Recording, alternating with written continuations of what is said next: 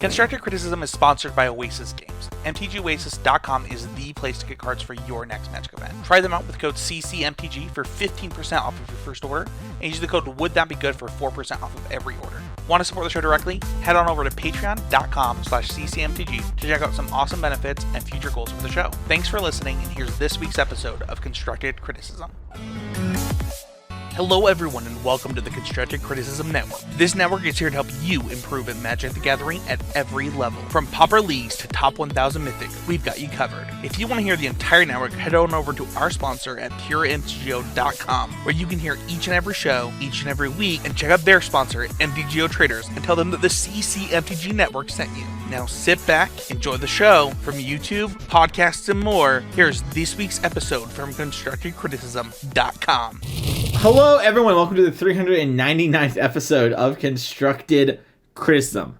I am your host, Mason, joined by my two co-hosts, Big A Abe and Heezy Spencer. How y'all doing today? I am as good as a top 5 player in MTG. You know, those top 5 specifically being PVDDR, John Finkel, Kai Buddha. I can't even remember the one you're trying to make the whole point about. No, I can't finish it because you're like mad. I'm not mad, I'm just disappointed. No, LSV and Seth Manfield. I dealt with this as like a Tom Brady fan so at some point you have to admit that Seth has been playing since 2014 basically, and his stats are that much better than basically every humans other than PVDDRs, and he deserves that spot. Anyway, I'm not how are having you? this conversation on the mic. I got a new nickname today. So How you liking it, Big A? the more you say it, the more I'm like feeling like I should be pushing back against it even more than I already subtly have. All right, but we're off it then. you know, we tried it. We wore it on like a hat. Like, are you okay with the lockout, or? I'm pretty upset about the lockout, but the players deserve more money, dude. It's not even close. Like, the owners are just being greedy and ridiculous. So I think I'm hoping that I get to see more Nationals baseball in the near future. I'm What's really a hoping for lockout? it. So basically, the players union and the owners of the teams need to reach a deal for the players to get paid equitably and for the games to happen. And it's always this conflict between like the owners want more playoffs because that's where they make most of the money and like ratings and shit, but like having playoffs doesn't actually do much for the players because it like kind of like waters down everything else, makes the whole season matter less. In baseball, kind of this long history of having really long seasons and lots of games, so you actually get to see the best teams and have large statistical samples for everyone. And also minor league players get paid like disproportionately less than anyone in the majors. So like the whole players union has to like kind of like look out for the farm systems and stuff. It's like this huge inner working labor dispute. And the owners are always like, oh, you'll come around to us, you need us. And the players are like, you need us. So it's really interesting when you look at like the history of Magic for what it's worth, because like the players tried to unionize, like pay the players in like 2014 or maybe it was a little bit before that, but like pay the pros. Pros, thank you. If you kind of look at like Magic, like when they tried to make the players not matter, the whole thing collapsed, right? The biggest group that has done a really good job of this is actually the NBA. The Players Union has a ton of power in the NBA. The G League players get paid, I think, like a minimum of $40K. Like, it's a pretty good salary. They absolutely crushed it. And also, like, the bubble happened in the NBA during COVID. Just a total slam dunk success. Baseball has this thing that Abe just mentioned, this problem of, like, the season is way too long and doesn't make any sense. That's why the product sucks. Anyway, the thing is like if you compare it to Magic, like there was like a huge problem with like GPs mattering a certain amount, right? How many GPs you played and like GP points, and then they like switched it to your top 10 GPs. MLB is like basically before they made that switch where like all of your games count for some reason, but there's like 138 games. That's not true. I think there's 96 games or something. This week's baseball podcast. This week on the show, we're going to be talking about 3 shortcuts to help you improve in Magic. And it's a little interesting how we're going to be doing that, but we're going to get more to that when the time comes for that. But first, we're going to be doing Always Improving. Abe, what was your Always Improving moment this week? So this week was the sealed Arena Open. I actually got a bunch of interest from some people around me asked me about, how do I approach limited format, helping people understand the draft format better in lead up to that. And I was kind of trying to think about how to explain some of my philosophy on the value of staying open. I'd also, at the same time, been playing this game Luck Be a Landlord on Steam, which is kind of like a Slay the Spire-esque deck building kind of game. I'm not going to get too much into the specifics, but at the highest ascension level of that game, the way you have to play it changes from a normal, I'll be really selective about only getting the things I need, to something more resembling a real draft environment. You have to take a card every time, are almost forced into making selections and kind of dealing with the fact that you're diluting yourself and kind of moving yourself towards the best thing you could possibly have with the unknowns coming to you.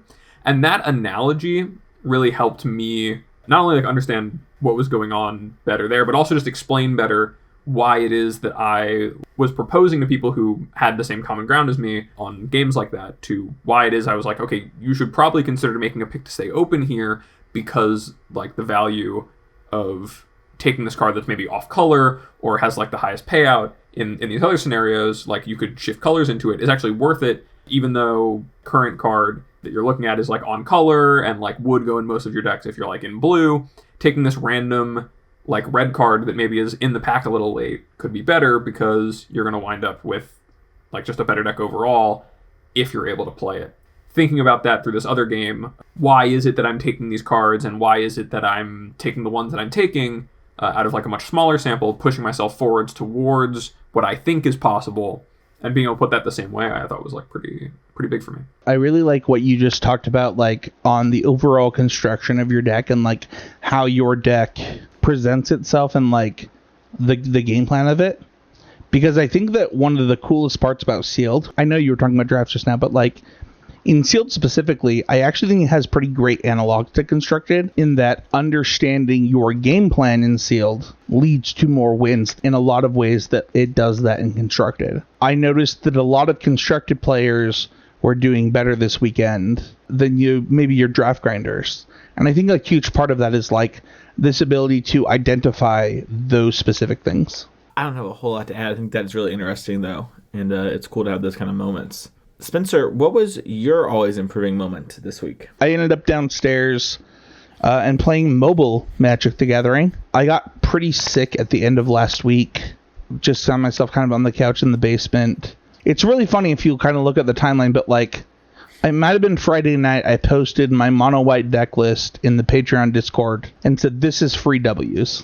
You should play this. And then mono white dominated the challenges on MTGO. One of the things that happened to me this week, I've in the past been really good about, and it's actually been kind of harder in this format, which is just understanding what an individual game is about, not what my deck is trying to do. If I sit down, my hand contextualizes these things in the first X turns. A really good example of this, I'm going to forget the name of the card, but it's the 3/1 lifelink. You pay 2 to put a counter on it, and all of its counters give your creatures +1/+1. Ability that card has to scale in the game was something that I hadn't thought about a lot in the last couple times playing with it. I've usually only played it as a 2-of, stuff like that. And the other things is boarding out things Welcoming Vampire was something that I was not doing a lot of. If the matchup is not about what Welcoming Vampire was trying to do, I kind of was laying down there and realized this matchup is actually not about this. It was really interesting to have these really easy sideboarding moments, and this is an improvement that I made in Magic, I want to say in 2020 to 2021, where I was really focusing on aggro decks and understanding them. Between playing mono red, mono green, and mono white, and understanding monocolor aggro decks in this format, there's so much going on. And understanding an individual turn sequence, or what your opponent is trying to do and how you can disrupt it while also advancing your game plan, mono white really leads into that. I was pretty impressed with myself. I think I went on a 7-game win streak with mono white on mobile, in my basement sick. It was entirely off the back of just okay, here's my opening hand, here's what I know about what my opponent's playing, here's where I can go from here. It felt good. It felt like the work that I had put in for 2 years and getting better at aggro decks really paid off. I remember doing a streaming series where I was talking about how bad I was at mono red, and like how I didn't understand why I was bad at it and not being able to figure it out. And I really feel like I figured it out after this week. My always improving moment comes from this past weekend as well. I went and played a local 2K, which you can hear a funny side story about if you listen to the mic check. It's one of the perks of being a patron. I played Grixis Shadow, and I have one whole league to my name on Grixis Shadow before this event, prepared readily for this event. And I'm trying to figure out what I want to do and all these sort of things and the numbers and stuff. And one thing that early on I was kind of big on, but I doubted myself, and I went with something which is kind of the whole point that I was proving here, is that some people had gone for the 20th land in Shadow. I know, big innovation. And they had the one Fiery Islet. And the majority of people had not. Even after it had been kind of around for like 2 weeks now, still the majority went with 19 lands. And despite knowing it's an expressive iteration deck, and despite knowing it's a Lurrus deck, and knowing that I'm going to have a lot of use for all my mana, and that even if my spells are all 1 and 2 mana, I'd like to do more than one of them every turn, I still, in the last minute, took the Fiery Islet out of my deck and put, I think it was a Drown the Lock or it was a Fatal Push. It was one of those interaction spells, the extra copy in. I made top 8 of the event. I lost a really close one in the semis or whatever, or the quarters, sorry. But ultimately, like, all day I was kind of like, I kind of wish I just, like, wasn't having to aggressively top these lands on these DRCs, because I kind of need to have at least 3 mana, ideally 4 mana, so I can go, like, 1/1, 2, or go, like, Lurrus plus interaction. And that sort of stuff I really regret. And kind of just defaulting to like, well, if everyone's doing this, it's probably right, is sometimes reasonable. But I knew there's a lot of factors in that deck. And I knew that the way I was trying to position the deck made it better to actually have the 20th land. And I should have gone with that instead of being like, everyone's doing this, whatever, it's fine. It can't be that wrong to have, another 1 mana interaction spell in my deck. It's going to be 6 some percentage of the time. And, should have just had another land. Would have been good. How do you apply that moving forward? Just don't be lazy or whatever. Like, just critically think about it more. It's kind of what it comes down to, because it was a thing where originally on Monday going into this last week, I was supposed to be my modern seat for the NRG I'm playing this weekend. That's right, chat. Every other weekend I'm playing a big tournament for the next couple of weeks. And so now back to the weird days. But I was supposed to be the modern seat, and I was going to play Shadow for the event. And so that's what this testing started. And on Tuesday, I found out I'm not going to be the modern seat, I'm going to be the legacy seat. So things had to shift or whatever. I'm already locked into doing this 2K. And I want to do well at the 2K. I wasn't really happy with the 29th finish at the last NRG. I really wanted to like top 8 and win. And so I did spend some amount of time on Shadow, but not like playing, but like thinking about stuff. I don't have that many games on this. A lot of people are doing it this way, and they're advocating for doing it this way. A lot of really good players. Like I think Baumeister played 19 lands, for example, this past weekend in Shadow. A lot of people did. And I do think it is wrong after playing with it more and thinking about it more, where you really just want to be using a lot of your spells and using a lot of mana on every single turn.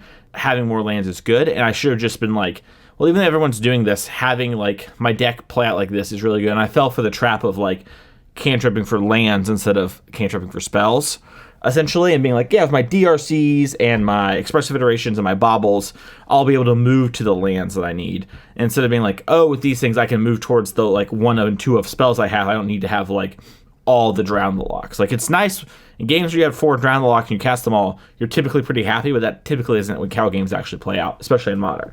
I should have made my deck more consistent. And I kind of knew that going into it, and I just in the last minute was like, spells are pretty good, and put spells in my deck. So you gotta remind yourself, lands are pretty good too, Mason. I know, I'm normally all about it. That's gonna do it for our Always Improving Moments. If you want to support the show, you can go to patreon.com/ccmtg. The show will always be free, but one of the benefits you get, along with my check we talked about earlier, is get Patreon shout out. So shout out to Ben, newest patron of the show. There's been a lot of talk. Believe it or not, people are excited for Paper Magic. People have been talking much because they're excited for like Indy and Dallas and stuff like that.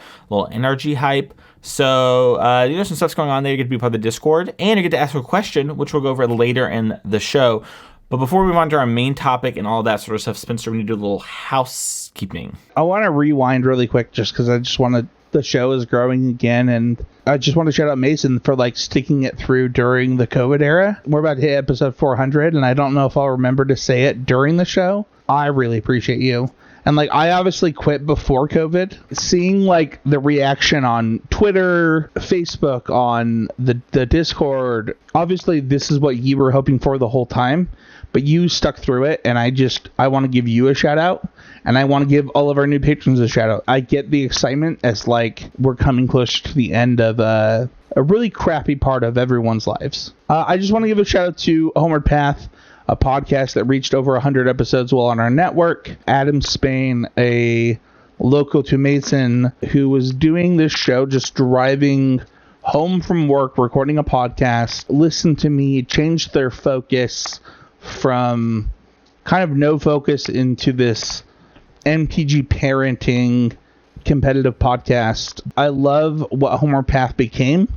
I know that there's a lot of people sad to see it leave. We have other co-hosts of other shows on the show that it is their actual favorite podcast to listen to. Taking care of your family first and yourself first is always the most important. You know, I myself have taken a break from CC, from Mythicast, from all of my projects, and like, we love you, man, and we just want to just say that we appreciate you. And I don't get it like you get it, because like I don't have as many kids as you. Like I have 2 kids, it's already hard, and I can't imagine like how difficult it is to try and play Magic, do a Magic podcast, and have as many kids as you do. So thank you, and I just want to say we appreciate you. Abe, you look like you want to say something. I'm very sad to see that show go. I thought it was a really, really impressively done concept, and the network were worse off for not being able to have it, but wishing him the best, of course. You know, life is very important. As much as Magic content's important to me, life's very important to the people who live them, so...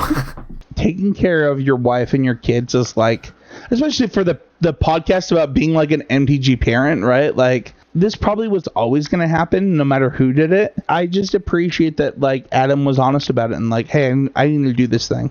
But you know what's more important than family? Nothing. But right below that's magic. So let's go over 3 shortcuts that help you in Magic. So this is Spencer's topic for the show this week. I kind of mentioned at the start of the show. We're going to be doing it a little interestingly. So Spencer, do you want to pitch the idea and then hop right into your topic? Dude, you know what's funny is I don't think that what we ended up with was like my original idea. My original thought was like we'd have 15 or something, like just 15 things that we do. Like it would be like a rapid fire quick topic thing. When I was writing the show and thinking about the show, it made a lot more sense for like individuals, being the 3 of us, to just talk about what we were passionate about in MTG Shortcuts. People would have had their own, and it wouldn't have been as cool as like us diving deep into like, you picked this, let's talk about this. You know, one of the things that were talked about during this is like, are the heuristics we apply to our games? And I'm going to go first because I think that my role both on the show, on the Patreon, and also like where I want to be in Magic is like a great deck builder. I think that deck building has some interesting points that people don't always understand. The first thing I want to talk about is counting slots. A good example of this is something that I said on our text thread, guys, which is like early interaction with these 1 to 2 mana interaction spells. And I think that people often confuse like you need to be playing the best one at your slot all the time. Let me tell you that I qualified for a Pro Tour with Twin Bolt in my deck. Sometimes it's about maximizing opportunity rather than the best thing you can be doing. A really good example of this that actually has happened a lot over the last few years is 2 mana creatures. Decks end up with, whether it's 6 or 8 or whatever, it's not a 4-4 split or a 4-2 split. It's like a weird split, and you're like, why are they doing this? And the reason that they're doing it is because specific things are good in specific spots. Mason texted me literally 3 days ago, maybe it's 2 days ago now, and asked me about Lotus Cobra. Spencer Howland. Lotus Cobra has been in Standard for forever, and you're not playing it. What's going on?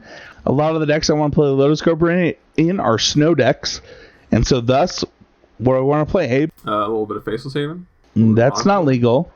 So Sculptor of Winter. And then the other problem is like, Prosperous Innkeeper actually does the Lotus Cobra job. It's not as good as Lotus Cobra. What I've come to realize is like Tangle Florahedron occupies land slots. Thus, I can play more 2 mana cards. It's rough out there for a lot of different slots, quote unquote, right?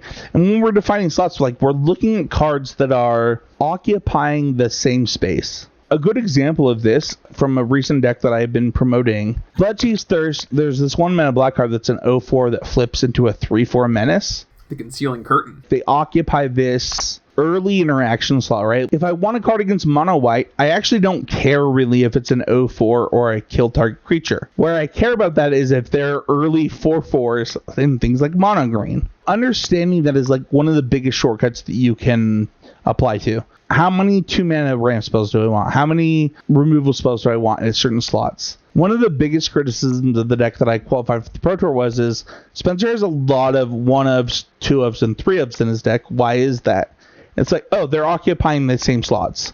I actually have 5 of this thing, 4 of this thing, 6 of this thing. You're just seeing it as 1-ofs and 2-ofs. I'm seeing it as this. What's even funnier is that, like, when we dive deep into deck building, I did a lot of research today and yesterday over Frank Karsten articles. And one of my favorite articles he ever did was explain the difference between 4-ofs, 3-ofs, 2-ofs, and 1-ofs. One of the baselines and the shortcuts that you can take in deck building is like 4-ofs of the cards that you want in your opening hand. And that you will draw a percentage, I think it's 26% of the time, you will draw multiples by turn 4 or something. It's like a weird turn. I was really surprised reading the article today. 3-ofs were things that you wanted to draw 1 of every game. And then 2-ofs were things that you wanted for, I think it said like specific matchups. But one of the things that was interesting is like he mentioned 1-ofs as like a win condition you want for like combo decks or something like that. And I think that the things that we can do is apply what Frank Karsten did from the math perspective, look at it from an overall perspective from the thing I just talked about, right? Which is counting slots. Fading Hope and Spike Feed Hazard, right? That could probably like a similar slot. Yeah, in some ways, yeah. It depends on what you're playing as, but yeah.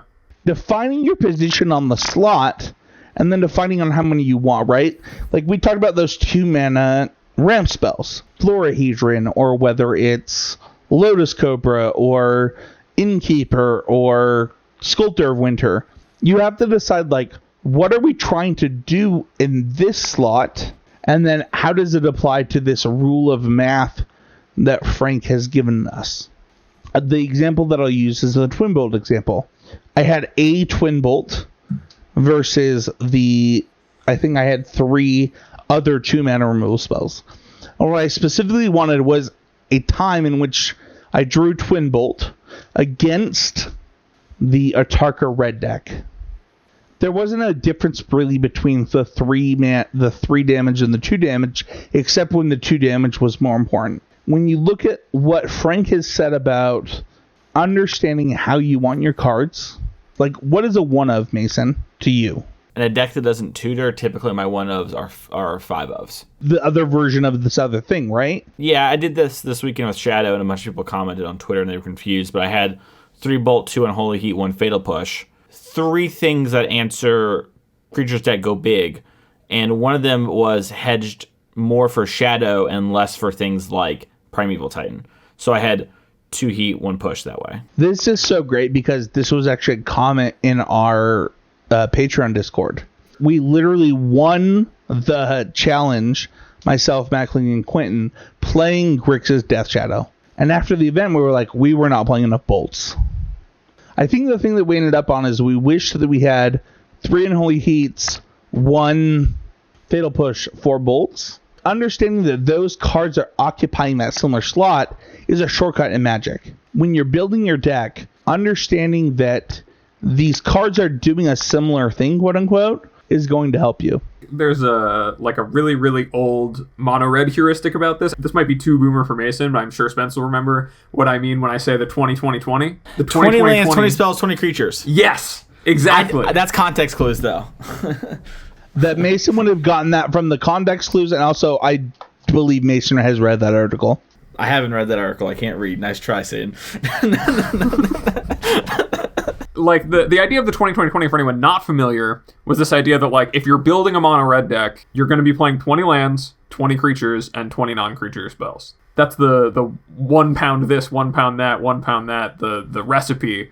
Magic and deck building have evolved a lot since then, and what Spencer's saying is a lot deeper than that. But when you look at a deck from like a top-down perspective like that, of how many of my slots can be for these things, right? Like how many of my slots are for my lands, how many of them are for my mana acceleration, how many of them are for my card advantage, how many of them are for my removal spells, my threats when it comes to whatever archetype you're playing. Like a really good way to start looking at it from a different level. I don't want to get too deep on this, but you just like hit the nail on the head. There was literal math done when Blue-White Delver was a deck that how many cantrips occupy a land slot. If you have 4 cantrips, they get to take the slot of a land. You hate it. I hate it. I would never cantrip for a land. Well, what if it's like Jataxian? Yeah, I was like gonna say there's other ways to do this. Mason's like, no, I'm out. But these are the same thing, right? Like we talk about Spikefield Hazard, right? If I play a 2-3 split on Spikefield Hazard and Fading Hope, how many 1-mana interaction spells am I playing? 5. How many lands am I playing? No, those Spikefield Hazards count as lands. The great thing about cards like Spikefield Hazard or Tanglefloor Adhesion is you can think about them the other way too, where like, how many lands am I playing? I've played many kind of like Flame of Keld mono red decks in Historic before for fun, and I'm like, well, I should just play like these Spikefield Hazards as my like last 2 lands. I do want to make sure I have 2 to 3 lands in my opening hand, but also drawing the extra burn spell in the late game is better than drawing maybe like a Forgotten Cave or some other kind of land that mitigates like mana distribution issues. It really comes down to how you assess each card on the level of how you're putting it in your deck. Especially when it comes to double-faced lands, like double-faced cards, what slot is that occupying is a really hard question to answer. I'm a pretty big 24 lands fan, and 2 of those lands are always deal damage equal to the number of the creatures you control. Kabir takedown. My last point, on deck building is mana sources. And there's a few things that I think disagree with a lot of the things that I just said. So there's a few things. One, you need 14 untapped mana sources to play a 1-drop. And the number of decks that tried to play Jaspari Sentinel or Jaspari Sentinel and didn't have that failed are a lot. 14 is a lot, guys. We no longer live in the world in which we have 12 dual lands for our 2-color aggro decks, for example. We don't have man lands, fast lands, and check lands anymore. The Jund snow deck that I've been promoting. At some point, you have to admit that, like, it's actually too hard to get actually 3 colors in a deck, regardless of what it is. Evolving Wilds does, in fact, count as 3 sources. Well, we use that as a basic example. But it doesn't count as an untapped source. So if you're trying to play a 1-drop, and you have an Evolving Wilds, it doesn't count as a 1-drop green source for your elf. What it counts as is a green drop for your mana count. And understanding, like, 1-drops are 14. I think 2-drops from the Frank Carson article I read is like 12. And then 3-drops is like 8. It's like actually way lower. So it drops like significantly after 2-drops. If you want to play a Fatal Push, I don't need to play it on turn 1. I might need to play it on turn 2, and the other cards that it might occupy, like the Concealing Curtains, like they occupy the same slot. I don't actually need to play this on turn 1. However, if I'm going to play, a lot of the mono green lists are playing 2 Jaspari Sentinels and 4 of the 1-drop Wolf. That's rough. I don't even hate the 2 Jaspari Sentinels, but what I hate is like anyone trying to do it on Gruul mana that doesn't actually have the mana sources to do it. If you look at what Temur could be in Standard versus where it has ended up in the format, you'll see a lot of these. Those are my tips and tricks. 14 mana sources for 1-drops, 12 mana sources for 2-drops, 8 mana sources for 3-drops, 4 ofs, 1 ofs, 3 ofs, 2 ofs. Legendary creatures should never be 4 ofs unless you literally want to draw multiples. Counting slots is important. Like, 1 Twin Bolt does not count as 1 Lightning Strike. They are the same card. You are occupying the same slot for a reason. Mine is something that probably, if you listen to our Playing Through Games episode, we'll come back to you. But it is planning ahead as much as we can and then double checking it in the game. So for some of this, it's going to be a little more hard to check things in the moment because you're going to be like leading up to the tournament. What are we trying to do with this sort of lesson? What am I trying to teach and impart to you? The tournament starts way before the tournament actually starts. The tournament doesn't start on, Saturday morning at 10 o'clock or whatever, when the judge says, like, welcome to the 2K, we're going to have 7 rounds today. The tournament starts back as soon as you decide that you're going to go to it and you have time that you can allot to it. And so what is the best way for you to do well at this tournament? It's to maximize your time, right? So if you pre-plan a bunch of things, then you can act on those in the tournament. You've already thought about them. You've already worked towards them, where you've helped succeed towards those things. And then in the moment, you can double check your work. So that latter part's more about gameplay. We'll get more to that as it goes on. But let's take the example of sideboarding and stuff like that. And what's the sideboard we're actually going to register? You can take some time to pre-plan your sideboard plans, right? So when we get to the tournament, we don't have to do it. We see this happen all the time with sideboard guides. We see people sell this because it's such a hard thing to do, but it is doable on your own, and it can sometimes be helpful to get other people's insights. But you can come up with these sideboard plans, and then when you get to the tournament and you're playing the match, you can double check it, Maybe in my original sideboard plan, I wanted to take out all of my discard spells in the Shadow Mirror. And in the moment, I've learned some more things. I don't have to be constrained to the things and thoughts I had before. It's like, actually, I think post-board, we're going to have more interaction spells for each other, and we always have Luris. So I think I want to have one IOK in my deck, because I can actually kind of clear the way and find it, and it can always, if it's in my hand, I can hold it for a Luris, or, if like I have in the early turns, maybe it snags a Shadow or something. Dude, hold on.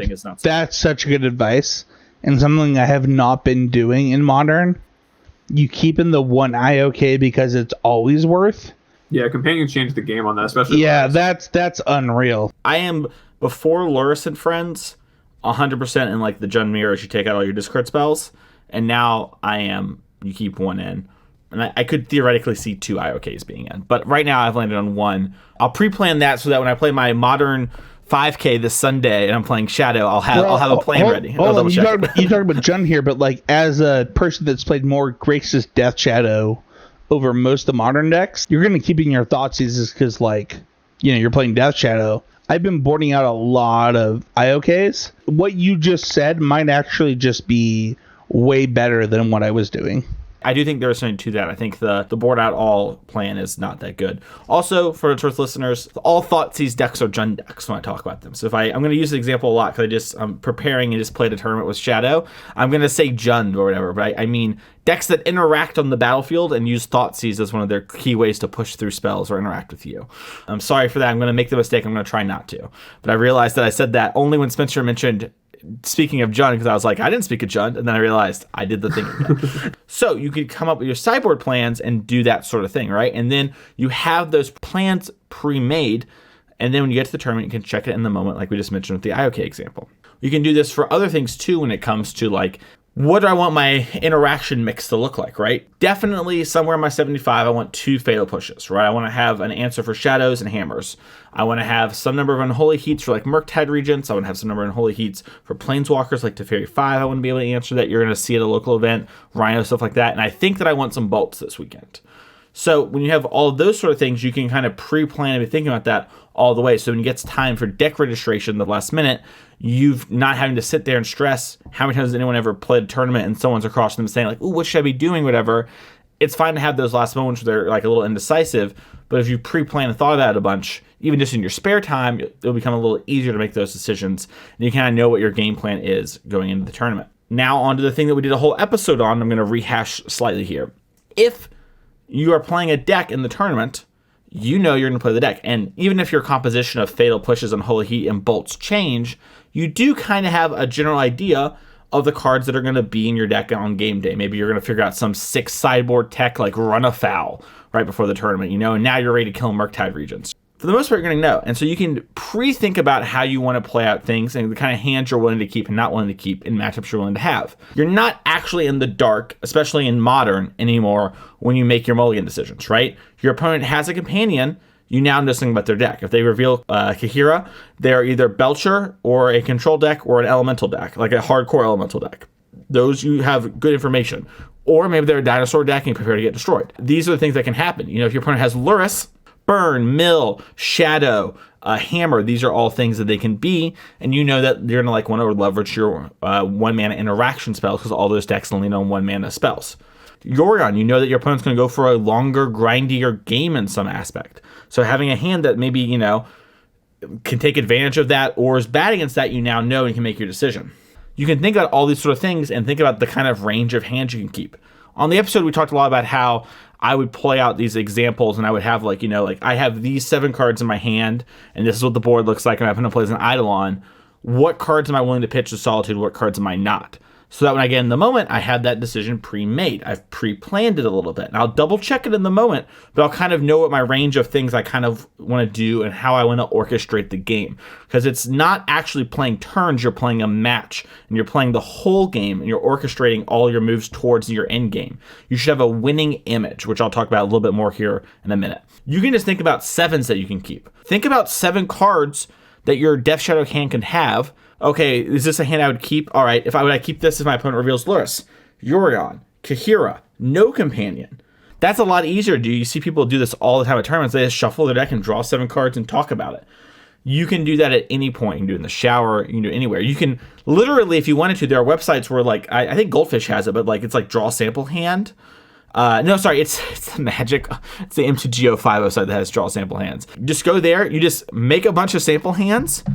Send them to yourself in an email, and then you can pull them up so you don't have to actually try and come up with examples. You just have a bunch. You can send them to your group chat, and if your group chat's trying to get that 1% extra and you're all playing Shadow, you could have everyone talk about the hands. We used to do this so much. On every drive to every PTQ I ever did, somebody pulled out their deck, drew an opening 7, and we debated Sneapkeeper Ditch every hand. Mulligan decisions are actually just free equity, and people don't realize it. Mulliganing is actually where most games are won and lost. It's just not actually shown because you don't have all the information, and you get a bunch of new tools along the way, but sometimes you pre-lost a game. And before companions, and mind you, I'm talking a lot about modern here, right? Is this hand keepable enough against enough parts of the metagame / if it's not, maybe you shouldn't play your deck. But you just think about those sort of things. But for modern specifically, where we have a bunch of companions, you have a lot of information at the start of a game. If my opponent doesn't have a companion, what are the top 3 decks you think they could be playing that are good decks? Domino Creativity? Good answer. I like that one. Is there one that maybe I played too much when I shouldn't? I was mad at myself for playing? Amulet? Okay, that's a great one. It was the 3rd one. I'll give you a hint. You have a good matchup versus it every time you play Modern. Blue-Eye Control shouldn't do it, so it has to be another control deck, which was Murktide. If you sit down, I think other acceptable answers are Rhinos and Yawgmoth. I think any of those 5 decks we just mentioned. Rhinos I had not considered. That actually might be above Murktide for what it's worth. I think it depends on where you're at in the tournament. I also think very lowly of Rhinos and have a losing record of Rhinos in tournaments. Everybody I know does not think highly of Rhinos. That deck is bad. That is my take on it. We can talk about that a different day, but I am not a Rhinos fan. It is a good, bad deck. That's all I'm going to say. Anyways, so you have a lot of pre-planning you can do, right? We've talked about a lot of stuff where you've pre-planned and pre-thought, and think about how much extra equity you get and how much extra thought process you have when you look at your opening hand and it's Ragavan, 2 fetches, and the rest are discard spells. And you've decided, if I'm in a Luris matchup, I actually want to keep this hand because I get to go discard, Ragavan, or if they have extra removal spells, just strip all their removal or strip all their threats and then start dashing every turn. And you've pre-done that. Where if you're at a tournament, I think the hand that I just mentioned for a lot of people might lead them thinking, would I keep, 3 Thoughtseize, IOK, Ragavan, 2 lands against a Luris deck? Probably, right? But they have to stop and think about it, and that's a little extra time, and then these things add up, and you just double check your work real quick at the actual tournament, which I'm a pretty big fan of. For non-obvious plays, take that half beat and double check your work. I've seen a bunch of people, and I guess this is actually kind of part of the lesson here, but a bunch of people will lose tournament matches, and then they'll come and they'll talk to you, and you'll be like, how was your round, buddy? And your friend will be like, I just didn't think for a half second, and I lost. My only loss in the Swiss last weekend is because I did this exact thing, where I had balled my opponent on 1 and saw Grist. They played a monkey. I had a monkey in play. I hit them. I attack, I hit a land. I bobble again, their next card's Unearth. And I just didn't think and cast my IOK. In the Modern Challenge we won, we had a 7-minute debate. Here's what Mason and Abe said about Thoughtseize versus DRC or Ragavan. I think they're wrong. We should do this. And then we had a 7-minute debate. Won anyway. And I'm really proud of you right now. The thing that is so important of what you're saying, Mason, is that you have these pre-plans, but you're also challenging them. It's not just, here's my plan beforehand. It's, okay, here's my plan beforehand. What if X? We joked about how, like, when Corey Baumeister won the Invitational at the end of October, beginning of November, he played Shadow. I said Shadow was a bad deck in Modern. I don't think it's actually that good. And we were joking about how 5 of the top 8 was Shadow this last weekend. When I made that statement, the context is that Blue-White is one of the most played decks that main decks 3 Chalice of the Voids. I don't believe I think Corey played a good deck at like a weird time and got through some stuff. I think Shadow is probably the best deck in Modern right now, or the second best deck. What matters is the time I say it and the times we think about things, right? And you have to double check them in the moment, which comes to the pre-planning. You listen to these podcasts, you listen to us, you listen to Jerry, you listen to CCR and them, and we tell you these things and we give you these kind of big picture ideas and these pre-planning things that you kind of have. But in the moment, they won't always be right. If they were always right, Magic wouldn't be a sick game. It would be a very boring game.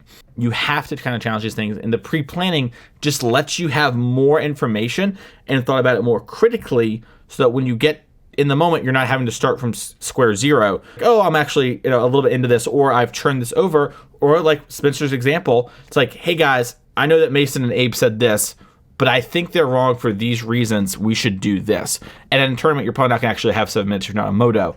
But you'll at least have an idea, and you also have an idea of what to look for. Mason and Abe mentioned, like, if they have this, do this. But they actually don't actually have that at the start. They played Sigarda's 8-on-1 and not Esper Sentinel. So I think I should play this instead. And now you have that sort of idea, and you've kind of used the information you've had, and you've pre-planned and in the moment acted on it differently. And that's the whole point, is that you have these kind of ideas. There's a show or something, but this person's like in a loop, and they've died a bunch of times, and they always come back, and they know what's going to happen. So like the first time they walk in, they get shot. But like the first day he walks on the battlefield and gets shot in the head. He respawns, he lives his day, and now he knows he's going to get shot there. The pre-planning lets you do a similar thing, where it's like, I've learned that if I keep these sort of hands, like I can't keep 4 Baubles DRC Mountain or whatever. Like that's not a keepable hand. I can't do that. You've done all these sort of works and stuff, and you can act on it in the moment, figure these sort of things out. You know these exchanges. This happens in Magic all the time. You're actually already doing this. You're just not doing it outside of games you play. People play test games so they can do this, and they do it in the moment, and it's more fun than thinking about it. But if you think about it, it's the same as the test games, as long as you're honest with yourself and you critically think about these things. There's no difference in doing what I'm saying, and if me and Spencer were to play on Modo, when I mulligan my 7-card hand and think about that, I'm doing the exact same thing, except I know more information and I'm about to play some Magic. Do these sort of things. It will really help you. Pre-planning and preparing for your tournament is one of the best ways ever. If I tell Abe, do you know the spells you want to daze against elves on turn 1, or whatever, he'll know. That's kind of all I have left to say on this one. I think, Mason, that it's really not only, it's kind of like funny to me, but also really on brand that your shortcut for the shortcut episode is there's not really shortcuts. You should just think about how to make more shortcuts. Yeah. Because shortcuts are so good. I'm not going to give you any shortcuts other than that you really need to use shortcuts. But I think it's awesome because, like, in there are a lot of shortcuts you can take, and good processes. We talked about them with, like, looking at opening hands and stuff. Do I trade my Ragavans on one? It depends on your hand. Spencer, what if your hand has 2 more Ragavans? I would keep a hand that's 6 really good cards and an extra Ragavan on the draw. I would keep Thoughtseize, Ragavan. No, I wouldn't. No. But what I'm saying is, whatever your hand is, and then you're on the draw, and your first draw step's a Ragavan. Like, you just get very unlucky, and you. Oh no, I would snap off that Ragavan. You do that with all of them. It's so funny because, like, your whole game's pre-planned and know what you're supposed to do, and then when you play against people like me, you're like, wow, why is Mason snapping decisions off? I've played this game before. It's so funny because, like, I think that, like, Magic players are really bad at this part of Magic, and, like, if I have a Ragavan in my opener and I draw a Ragavan, I'm going to snap off turn 1 Ragavan just to have Ragavan on the field. And what we don't consider is, like, how nobody else is considering how that turns out. I do think that what Mason just said is, like, a shortcut that is real that he is not explaining. Like, the end of the day, tournament Magic is a sum of your pre-planning and your ability to adapt to the reality of the situation. It's like taking a big, hard test You get to bring a study guide. I never took the ACT or the SAT, so. I mean, even you never took a test in school where you were able to, you studied beforehand and then the questions aren't exactly what you studied on the study guide, but they're close and you got to adapt to them. That's going to do it for mine. Abe, take us home, baby. It's kind of great that Mason gave you this like pre-game talk. Spencer gave you the deck building talk. I'm here to talk a little bit about in-game play decisions. And something that I do a lot that's actually just like one of the biggest heuristics and simplifications that I use in-game, especially if I have to play quickly when I'm playing like limited or lots of constructed matches, which is just boiling games down to the raw card quantity and the resources involved. What that means is like I have 5 cards in hand and you've got 4 cards in hand, I'm up 1 card, right? That's a very simple equation to do. I don't know, it's probably something that I picked up and is most useful nowadays, applicable in like decks that play Counterspell or Force of Will in like Modern or Legacy. At a certain point, your goal, if you're playing like blue-white control, is to lock your opponent out of their draw steps by going up 1 card, right? It's you go +1 on them, one of your cards trades for one of their cards straight up. It's the like fundamental principle of a control deck is like, I'll counterspell your spell and you got to draw 1 card and I also plus my Teferi or cast this other draw spell, and so now I'm up those cards on this exchange and you only get the draw step. When you really boil a game down, there are times where like knowing the count and knowing where you are in terms of raw resources makes it a lot easier to know, okay, should I trade off the things I have in play, or should I be spending my life total to gain an advantage here? Should I, like, if my opponent's attacking me, should I be blocking? Should I be losing a creature to keep that life? Should I be double blocking to, like, lose 2 cards for 1 card? Can we, like, talk about how relevant this is in current standard because of the white-black deck? We are in, like, a really weird world where any deck that plays Wedding Announcement, resources just matter differently. Especially when you like a mono red deck top 8 of the first tournament, mono white just dominated the last tournament. Like, what is a resource worth, right? How do you shortcut that, Abe? I think that Wedding Announcement is a great example of, or the Esper midrange deck, or the Black White midrange deck, of where that comes into play and how you can think about that is like, which is more valuable to you right now based on where you are in the game state. If you have creatures in play and can get some damage across, but it'll mean you draw a card with your Wedding Announcement instead of making a token, is that worthwhile? Do you need more cards in hand or do you need more presence on the board because you're going to need to have more time via having more creatures in play and being able to take more draw steps and maybe use your planeswalkers more, whatever it is to push the game further in your direction, or like do you need to be closing the game? Those are things that are really easily informed by, you know, sometimes just taking a step back and looking at, okay, I'm drawing 2 cards a turn, my opponent's only drawing their 1 card a turn, I'm ahead on board, I have more creatures. When you really can boil the game down, and it's a lot harder in a lot of constructed formats because a lot of times, you know, if you're playing an aggro deck and your opponent's playing a mid-range deck, your cards individually, they're less impactful and worth less of a card sometimes than your opponent's. In cases where you're trying to nullify all of your opponent's cards, like in Control, these counts become very important. Like the reason that, like Colgan's command, pick up my creature, you discard a card. Like the difference between that and killing a creature and picking up a creature. Those different kinds of plays can be very well informed by just thinking about the raw count. Because ultimately, the game of Magic is about the draw steps and the resources you have.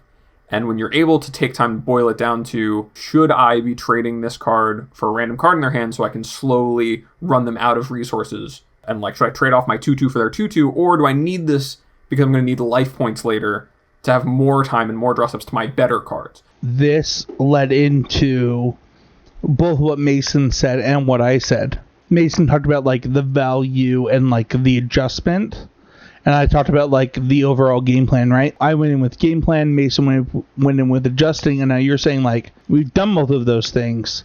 Now what is a X worth? Like, I like to think about evaluating the framework of just the game you're playing sometimes. I'm very well known to a lot of people for playing a lot of Jeskai control in Modern, despite having played numerous other decks, and much to my dismay. I hate to tell you, buddy, but I think you might be known as the Hammer Time player now.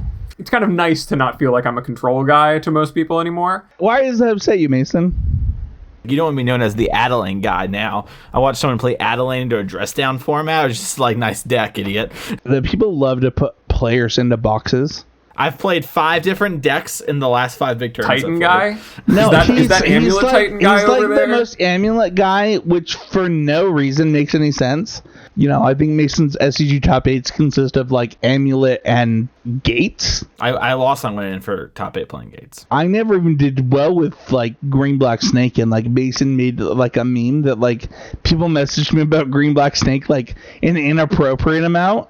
If it was Cobra, as you have pointed out, like then it might have been more appropriate. The thing that you're hitting at, Abe, is that it doesn't matter what Mason's doing, what Spencer's doing, what Abe is doing. What matters is like, what are we trying to do worth versus the overarching theme of Magic the Gathering, right? It's so easy when you look at like cards in hand, right? This was a quote unquote 2-for-1, but like once you get into like wedding announcement stuff, what is it really worth? And that's kind of where like the subjectivity of it comes in, right? To kind of bring it back to my point about being called a control player, I did and do have a long history of playing a lot of more controlling instant speed decks because I found that was one of the easier ways for me to evaluate the game that was happening, right? It's the easiest.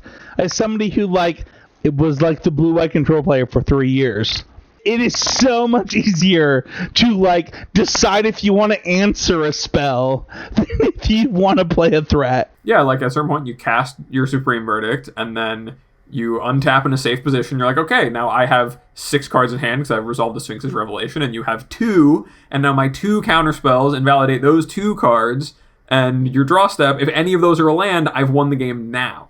Being able to do things like that, or solve problems like that, and think about the game in that way was very natural to me, and I kind of like lean on that a lot when it comes to my fundamentals. Something that I see a lot of players not think about enough. You know, when they get to a position where it's like, okay, the game's kind of drawn out, or, you know, I need to figure out where I'm going, taking stock of just the bare number of resources going on, right? I have more creatures in play, or they have more cards in hand than me, and using that to inform your decision is something that I think more players could really benefit by doing, and is definitely the number one heuristic I tend to lean on when it comes to playing games. So, do you have a heuristic on like what a treasure is worth, or like what a creature token is, like a 1/1 creature token? Like, is there? I mean, things like that are so contextual, right? Like the value of a mana in play is relative to how much other mana I have in play, or the value of like drawing a card matters only in the context of how well I can use the card I might draw, right? I've been a pretty big fan of,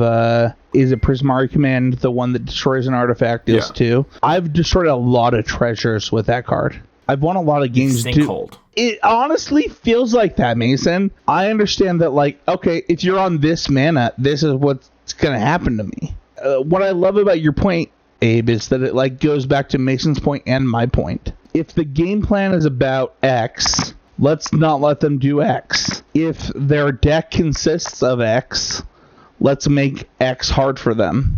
Let's say when it comes to wedding announcement, often the times where I will choose to stop attacking with a wedding announcement in play to get more tokens is once I'm up many cards on my opponent, right? Because I don't need to keep on pressing the advantage of how many resources I'm going to have access to. I need to start making sure I don't lose the advantage I have in play. The next card I draw, having 8 cards in hand versus 7, doesn't really matter that much if my opponent only has 1 or 2. It depends on which wedding announcement deck you're playing, I guess. It's really about figuring out what the best way for you to like move the game forward towards is, what resource angle you're winning on, and taking stock of is, I think, really important, and I think is a really good way to start shortcutting decisions and making those big decisions you have to make in a game of Magic when you're navigating a lot easier to simplify and think about from a different level in the moment. I think the thing that is the overarching lesson of all of these is that it is all contextual to what's going on. I think the biggest one that points up in Spencer's is like the twin bolt, or like the 5th of a card, right? Or like, what's the point of it? And in mine, it's like you kept a hand that had 2 Ragavans and you drew the 3rd on turn 2. Now does your heuristic change? How does this matter? And the same with A, with like, okay, normally a wedding announcement deck I play like this, but this game I'm going to do it like this, or this is how it's going to matter in this one. And figuring that sort of things out, solving for them in game is the overarching thing. And Magic is a really, really hard and really, really complex and complicated game. It is hard as content creators for us to give you bite-sized nuggets that are be actionable in a game. And so with a shortcut like this is to try and help you get, little edges and little percentages. But at the end of the day, you do have to kind of figure out each individual puzzle in the moment. Working on and thinking about all these sort of things so that you're solving the puzzle of how the deck's supposed to be built, or how the matchup is supposed to play out, or how this interaction is going to play out can actually be easily actionable in game. There were a lot of other little things that we kind of touched on in there, and hopefully those help to make it so that, you're able to actually go out there and really get something from this and have it actionable in your games, because it is so hard. And if it was easy for us to tell you things like this, it wouldn't be the game that has all this stuff about it. Yeah, I would almost take them in the step-by-step. Like, in all honesty, I don't know if either of you disagree with me, but, like, if you could take them in Spencer's advice, Mason's advice, and then Abe's advice in order, I actually think that would be a huge help. It's hard to talk about shortcuts as things that you can start to rely on, because shortcuts are shortcuts for a reason. They're not the real way there, right? Like, they'll help you make better decisions in the moment if you remember them as kind of a guideline. There is no one maximable that's just like, yep, you do this and everything's easier now. I gotta tell you, man, works. I did coaching for like 3 years and everybody asked me for that shortcut. If I had the shortcut, what do you think I'm doing here? We did this video with you and me, Abe, on the Constructive Criticism channel. People loved it. I'm still getting messages for coaching. I have 2 people who I'm working with. Still people love it. And Mason and I are going to do Money Pile, right, Mason? Like, you're going to teach me Money Pile. That's great. You have to get the things we talked about down before you apply. One of the best pieces of feedback I got on the video with Abe was Spencer understood enough to ask Abe questions. That was like the main piece of feedback. And it's like, yeah, I mean, I've like played Affinity before and I've played Stoneforge decks before. So like I had these pieces put together. If you follow the order of deck building, pre-planning, adjusting in order, you will just win more games of Magic. It is shortcut by shortcut by shortcut by shortcut. It's not like a thing you can do tomorrow. I hope that's not what people get out of this episode, because I don't think that's true. There's a huge value to having shortcuts you put in place, but knowing how to put those shortcuts in place, like knowing the mathematical values for Frank Carson articles that you brought up, Spencer, helps you. It makes it easier. You have to do less iteration to get to the point where you're like, okay, I have enough mana sources to cast my spells, or doing what Mason said and spending all this time developing these specific heuristics around the things you're going to be doing, the way you want to play your deck out, evaluating what kind of spots you should be going for certain kinds of plays with your deck in game. Those are all good heuristics to develop. You can't just rely on just doing the same thing over and over again. It's not like a game where you can just match the patterns and that's how you win every time, because everything's so different and everything's so contextual. That's going to do it for this week's episode. We are going to do our Patreon question. When we have Patreon the show, go to CCMTG on patreon.com. You can do things like get the shout out, get access to Discord, and ask questions like Ben did this week.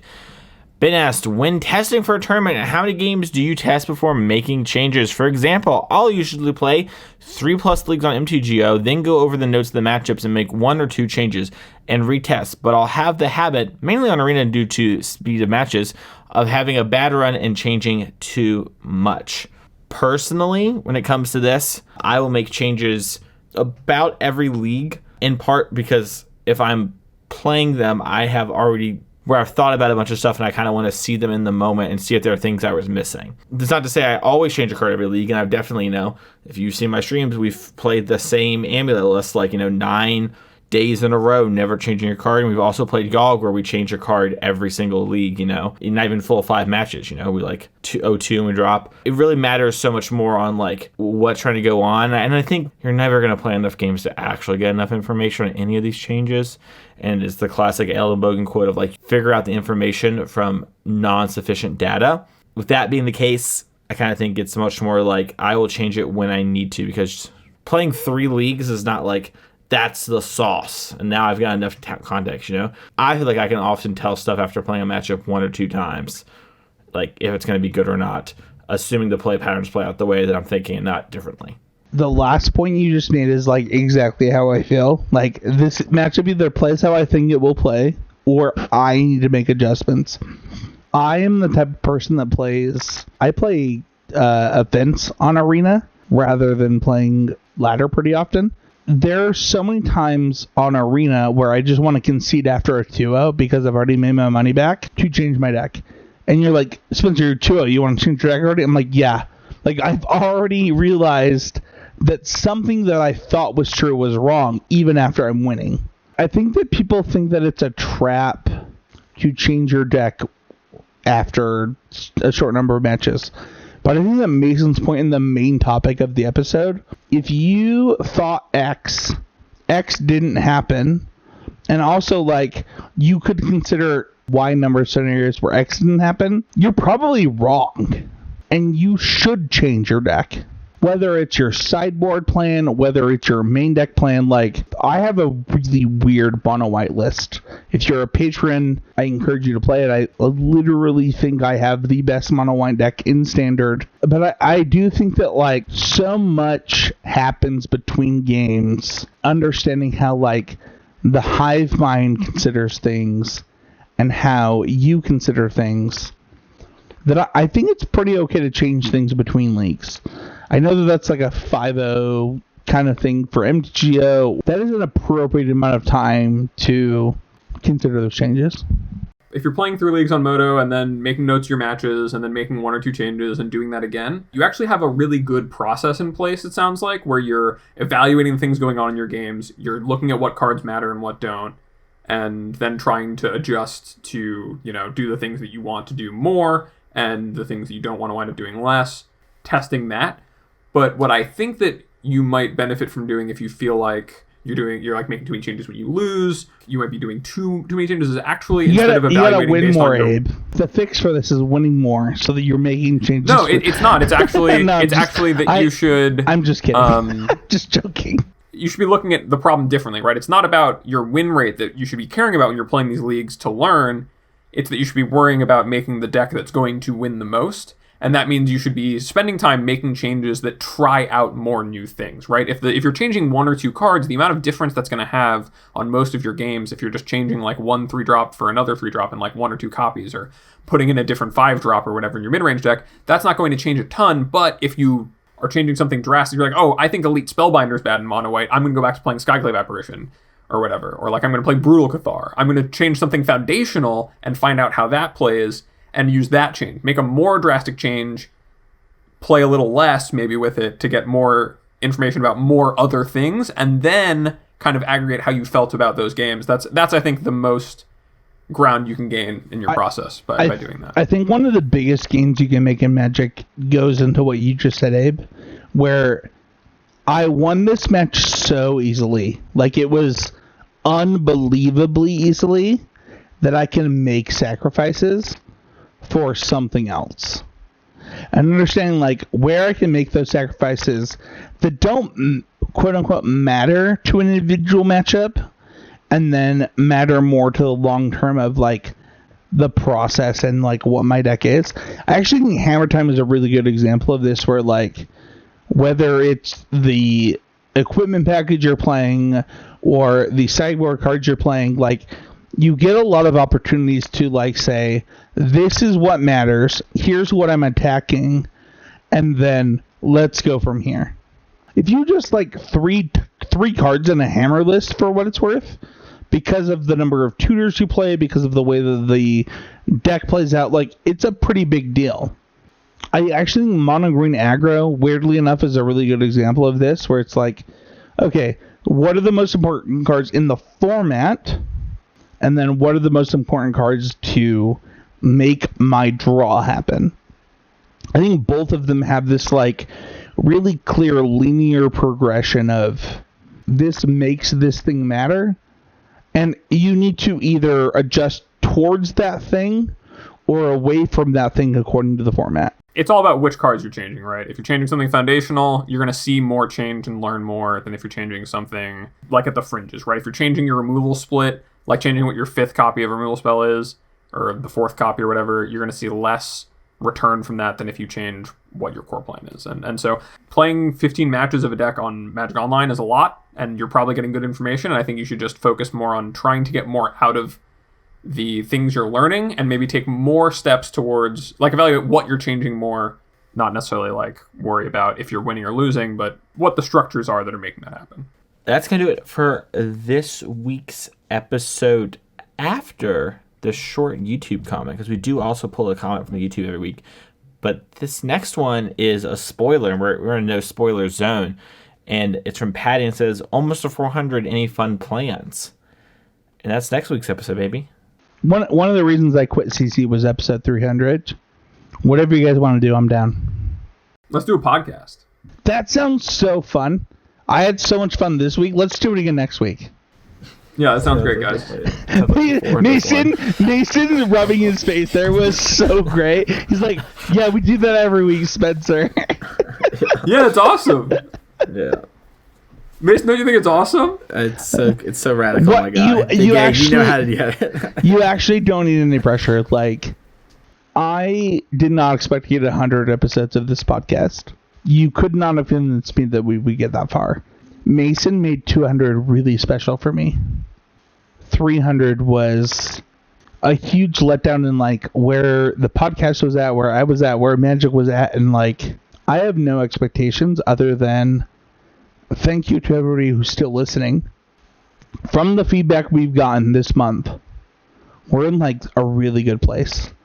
And I think that a huge part of that has to do with like the way you're leading the show, Mason, the way that Abe interacts with me, despite what anyone will say, like the far less talking that I do on the show.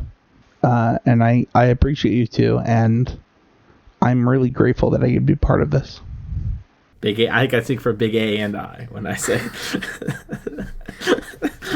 Yeah, it doesn't quite fit. You know, I kind of thought I could push through, and the Big A thing would kind of stick, you know, Big A, but it just doesn't happen. It does sound like you're calling his ass really big. This is all been a lot of it rude. Here's the thing, man. Like, we don't make that much. Like, we'll lose the 28 cents that we got from this podcast, but like, it does sound like you're saying that Abe has a big ass. I'm dummy thick.